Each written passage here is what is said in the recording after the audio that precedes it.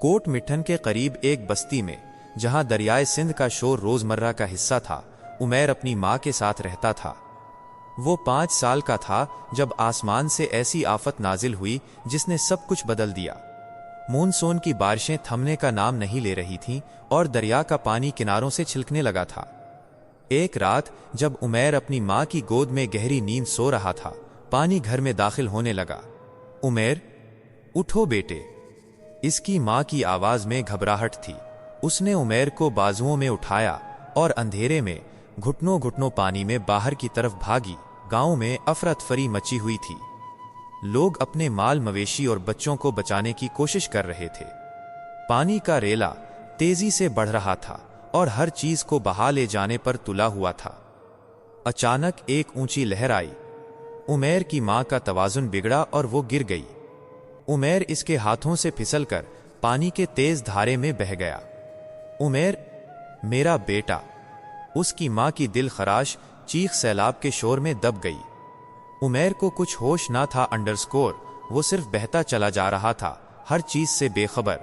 کئی گھنٹوں تک وہ لکڑی کے ایک تختے سے چمٹا رہا جو نہ جانے کہاں سے اس کے ہاتھ لگا تھا۔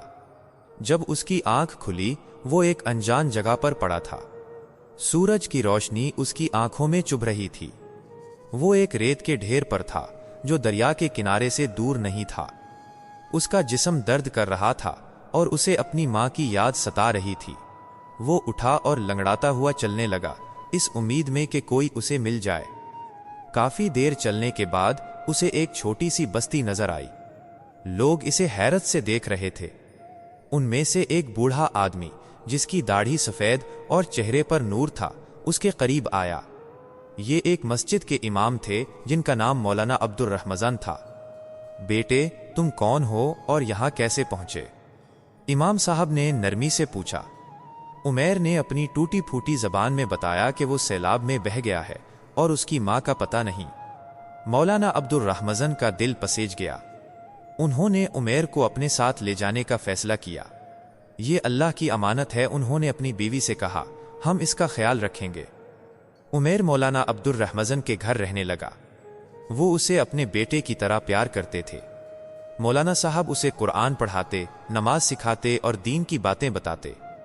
عمیر ذہین تھا اور تیزی سے سیکھتا تھا۔ اس کی یادداشت کمال کی تھی۔ جو کچھ وہ ایک بار سنتا اسے یاد ہو جاتا۔ وقت پر لگا کر اڑتا رہا۔ عمیر نے مسجد کے مکتب میں دوسرے بچوں کے ساتھ تعلیم حاصل کی۔ اس کی لگن اور محنت نے سب کو حیران کر دیا۔ وہ قرآن حفظ کر چکا تھا۔ اس نے عربی اور فارسی کی گہرائیوں میں غوطہ لگایا۔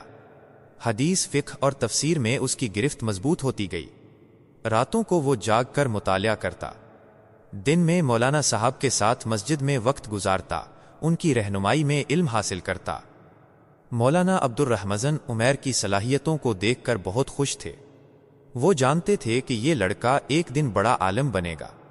انہوں نے عمیر کو مزید تعلیم حاصل کرنے کے لیے بڑے شہر بھیجنے کا فیصلہ کیا۔ بیٹے، تمہیں اب مزید علم حاصل کرنے کے لیے جانا ہوگا۔ تم میں وہ صلاحیت ہے جو بہت کم لوگوں میں ہوتی ہے۔ عمیر نے بھاری دل سے مولانا صاحب اور ان کی اہلیہ سے رخصت لی۔ وہ شہر کی ایک بڑی دینی درسگاہ میں داخل ہوا۔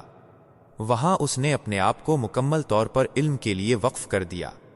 اس نے نامور اساتذہ سے علم حاصل کیا، مباحثوں میں حصہ لیا اور اپنی ذہانت کا لوہا منوایا۔ اس کی سادگی، تقویز اور علم کی پیاس نے اسے سب کا محبوب بنا دیا۔ کئی سالوں بعد عمیر ایک عظیم عالم اور مفتی بن کر واپس آیا۔ اس کا نام دور دور تک پھیل چکا تھا۔ لوگ اس کے پاس اپنے مسائل کے حل کے لیے آتے تھے۔ اس نے اپنی بستی میں ایک بڑی مسجد تعمیر کروائی اور ایک مدرسہ قائم کیا۔ وہ دن رات اللہ کے دین کی خدمت میں مصروف رہتا۔ اسے اپنی ماں اور وہ ہولناک سیلاب کبھی نہیں بھولے۔ اس نے اپنی زندگی کو یتیموں کی مدد کے لیے وقف کر دیا۔ اس نے بہت سے یتیم خانوں کو مالی امداد فراہم کی اور خود بھی یتیم بچوں کی سرپرستی کی۔ عمیر اکثر کہا کرتا تھا، اللہ نے مجھے ایک نئے سرے سے زندگی دی اور علم سے نوازا۔ یہ سب اس کی نعمت ہے۔ مولانا عبد الرحمن عمیر کی کامیابیوں کو دیکھ کر بہت خوش ہوئے۔ عمیر نے ہمیشہ ان کا احترام کیا اور انہیں اپنا حقیقی باپ سمجھا۔ उमैर की जिंदगी इस बात की गवाही थी कि मुसीबतें इंसान को तोड़ नहीं सकती बल्कि उसे मजबूत बनाती हैं। एक सैलाब ज़दा यतीम बच्चा अल्लाह की मदद और अपनी लगन से एक ऐसा रोशन मीनार बन गया जिसने हजारों लोगों की जिंदगियों को मुनव्वर किया। अगर आपको ये रूह परवर वाकया अच्छा लगा हो तो उसे लाइक, शेयर और चैनल ज़रूर सब्सक्राइब कर दें।